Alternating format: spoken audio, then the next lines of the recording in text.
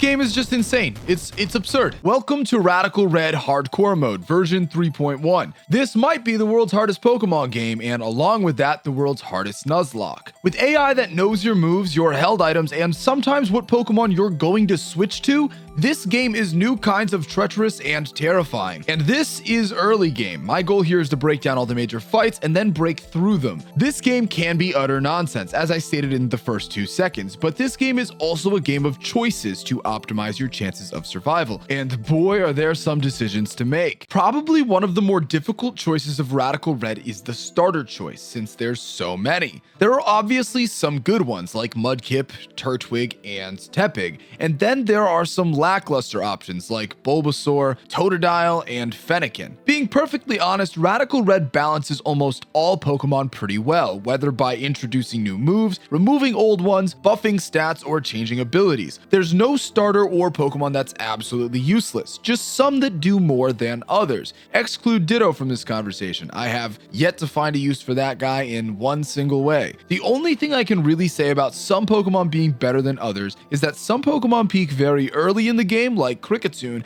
while others peak super late, like Dragapult, who you can't access until after Sabrina, the 5th gym. Anyways, the first major battle is against your rival from the Hoenn region, Brendan, who you have up to 7 encounters to help deal with. These encounters include your starter, Pallet Town, yes, those are 2 separate encounters, Route 1, Viridian City, Route 2, Viridian Forest, and Route 22. Now, you're probably delaying that last one, so we'll talk about that later. As for the others, each route has a variety of day and night encounters, with either time frame serving as a nearly completely different encounter set. Full disclosure, the nighttime encounters are almost always better on each and every early game route. There's also fishing encounters in some of these routes. Pallet Town is an easy one. Fish with an old rod for a chance to get either Tentacool or Binacle.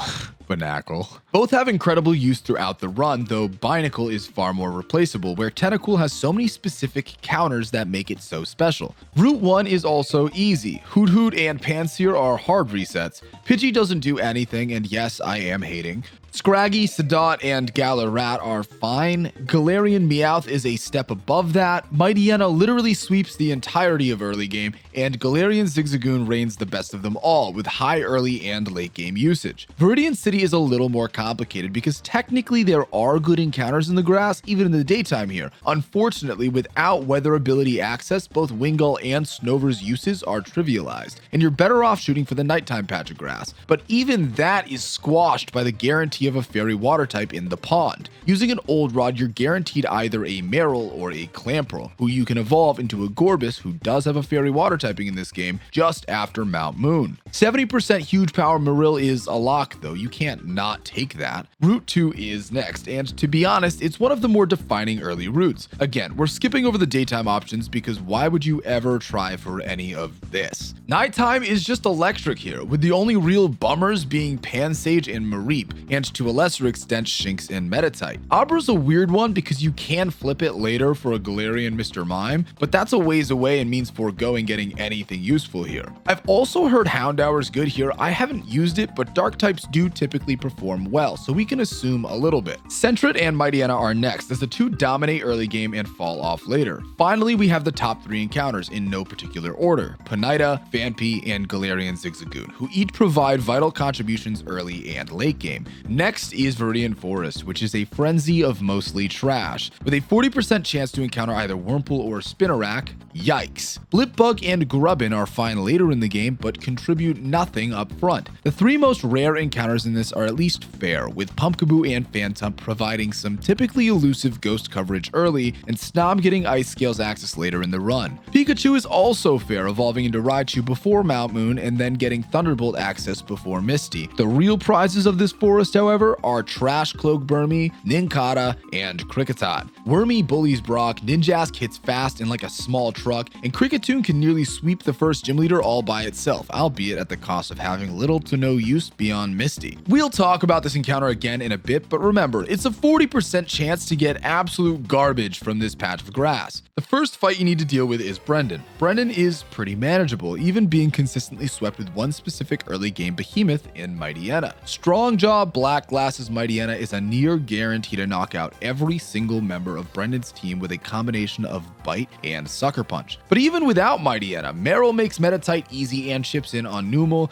Any grass starter is handling Corphish just fine, and that just leaves Trico, who sometimes requires a little bit of creativity to get through. Power-up punch setup, plus the Berry and Unburden ability doubling its speed can be tough, but it's very rarely impossible. The next major roadblock is Bugcatcher Sammy, or Lord Sammy, if you will. Lord Sammy has 3 Pokemon, and every single one of them is a pain. One problem is that the opening Kricketune is incredibly strong, with really respectable coverage. Almost any and every Pokemon you send out is likely to take super effective damage. I've found a few ways to consistently beat this guy, though sometimes you just don't get the tools. Pokemon like Furret or Mightyena deal a bunch of damage to Kricketune and leave it a priority move away from fainting. As long as there's no Berry on either Mon, Cricket is guaranteed to bulldoze a Rock Tomb. From there, a little Sucker Punch finishes the job and Volbeat or Dustox walk out. Volbeat's just a matter of brute forcing until it faints, and Dustox is a little trickier. Barring having a super effective move, Dustox eats most any early game move with its surprising bulk and then can roost off the damage while toxic stalling. The best way to address this guy for me has always been to use a Tail Whipper like Meryl to weaken the opponent before finishing the job with another Pokemon. Now this is where early game gets fun. Up until this point, you've rolled 2 or 3 non-fishing encounters, including routes 1 and 2. We delayed route 22, and I always try to delay my forest encounter as well. And I know I didn't suggest that earlier, but that's because you don't get access to the missing piece of the puzzle until you arrive in Pewter City. Introducing the Pewter Egg, a wonder egg that can give you any first form Pokemon to help you run. Since the forest encounters are typically so god-awful, I like to substitute my encounter here for whatever comes out of this egg. The best things I've ever received from these eggs are Riolu and Cosmog. The worst?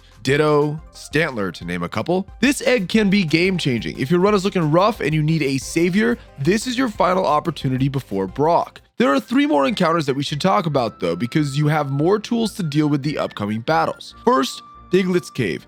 We're ignoring the daytime encounters here because they're just so much worse, again. Instead, let's talk about the nighttime lineup. The worst encounters here are probably Sandshrew and Alolan Geodude. A Sandshrew encounter here likely means for Nuzlockers that you don't have access to the Alolan Sandshrew later, which is one of the best encounters in the game. And as cool as Geodude is, I just haven't found any use for it. It's super slow and weak to everything. The next tier of encounters probably includes Trapinch, Noivern, Silicobra, and Alolan Diglett. They all have niche uses, even if their versatility is thin. Trapinch and Noivern specifically become useful pretty late, which can be a bummer in the early game. Pancham and Numel are pretty good encounters here, each able to chip into both early and late game on their own accord. Neither evolution happens until after Misty, but their niche contributions until then are undoubtedly fine. And finally, the greatest tier of encounters, Galarian Yamask, Nosepass, and Bronzor. All 3 of these Pokemon check some of the greatest threats in the game later and contribute right away. They all have bulk like crazy and serve well as pivots, attackers, and supporting Pokemon. The Pewter City encounter is next, and I can kind of break the encounters down into 3 groups. Bad always, good later but not now, and good always. In bad always, we have the excellent encounters Execute and Sinistea. I would reset. I'd reset if I got those encounters. I have. In good later, we have Esper, Ghastly, and Axew. And the most consistent encounters available are none other than Alolan Grimer, Starly, Skiddo, Numel, Ekans, and the prize of this entire route, Phanpy. This is a really good route with only a couple of misses. This is why we pick up the egg, we steal it from Pewter City, and we hatch it literally anywhere else. Now, let's take a step back. Remember when I said I skipped the Viridian Forest encounter? I do this by using this repel from Viridian City right here, so I can walk through the grass without an encounter to this trainer, who after a simple battle hands us the infinite repel tool. The reason this is important is because of our Route 22 encounter. Yes, there are some definite bangers in this grass here, including Alolan Sandslash, but what lies past the rival fight here is one of the best encounters in the game. It's a little silly how much damage Cloud9 Psyduck and Golduck can do. Remember, I don't have any weather control in hardcore hardcore mode. No moves or abilities at my disposal can set weather. Cloud9 stops weather, which is about as close as I can get, and that ability is so powerful. But yeah, the rival fight with 3 different potential teams is right here. The first Pokemon is always Snubbull, who's super hard checked by Tentacool. Slowpoke and Litleo are next, who are pretty easy to check with just about anything. The final Pokemon are the starters. Squirtle is probably the easiest to navigate, losing nearly every time to Meryl's Covet, while Bulbasaur and Charmander come equipped with better, more dangerous sets. And now we fish. 70% Psyduck here, 30% reset. Corphish isn't a bad Pokemon to have, but the devastating loss it is to miss on Mighty Duck here is too tough to justify not resetting, especially this early in the game. Duck, duck, duck, duck, duck, duck. Faulkner is hiding in the museum and is the final fight before the first gym leader. This team is well-rounded, though pretty consistent to pick apart. Trumbeak is handled just fine by nearly any early evolution Pokemon, like Galar, Lanoon, Furret, Mightyena, or even Kricketune Rock Tomb. The same goes for Emolga, who falters to those and even some Rock Tomb Grimer action. I always use Meryl to beat Galar Farfetch'd and always use Tentacool to beat Yanma. These have never failed me. The final Pokemon is Rufflet, who is the clear-cut most demonic opponent we have to take on here. It does unreal damage to most of the team who's neutral to it, leaving them in crit range after just one hit. You can use Galarian Yamask to take away its hustle ability with Wandering Spirit and limit some of the damage output until it switches out. You could also send in Alolan Geodude or Galarian Meowth for one hit, and then you have to switch out after a Rock Smash. And if Emolga is still alive in the back of the party when Geodude hits the floor, you can bet Faulkner is gunning for that Lightning Rod sap on a pivot. Intimidate strats have been pretty consistent for me here, but I can't pretend that I have an answer for this Power Bird. I just don't. Is this a what? Go in here. It's fine. Covet. Aqua Jet. Emolga comes out, wants to use Shockwave. That's fine. Sucky Punch. Yanma comes out, wants to use Hidden Powered Bug. Just Water Pulse until it dies. And Rufflet comes out. Rufflet wants to use Aerial Ace. Nice. Kill? What the heck?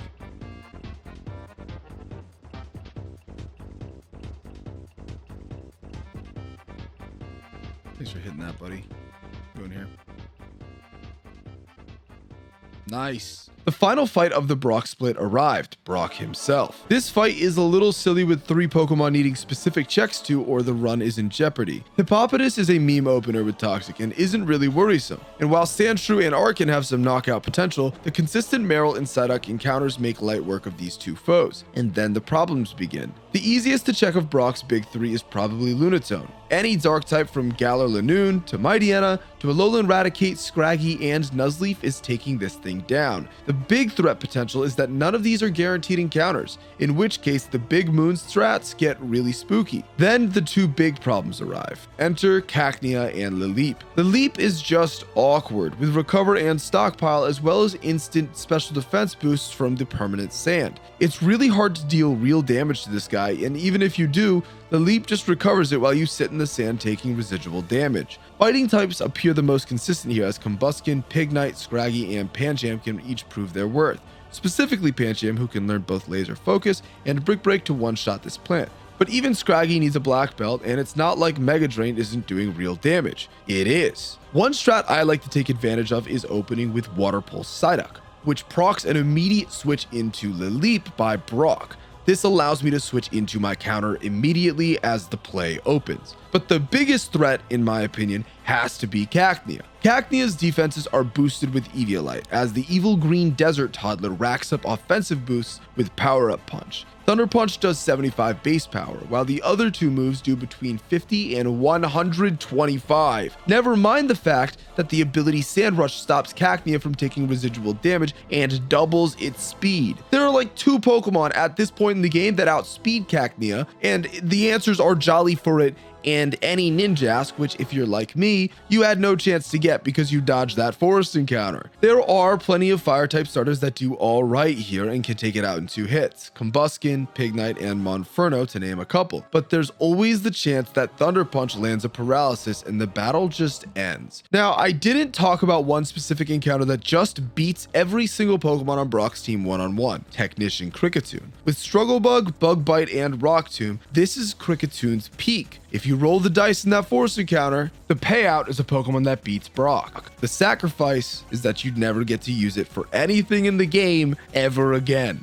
All right, we'll go here. Here we go. All right, we hit him with a little Bug Bite. Okay, right? And it gets clobbered. The leap is dead. Really Sandshrew right now, huh? That's fine. This will do like 20 damage, I think. 16, not even 20. This is ridiculous. Oh my god. I probably should have just like Mega Drain, but whatever. If it goes Arcan, I have to switch out.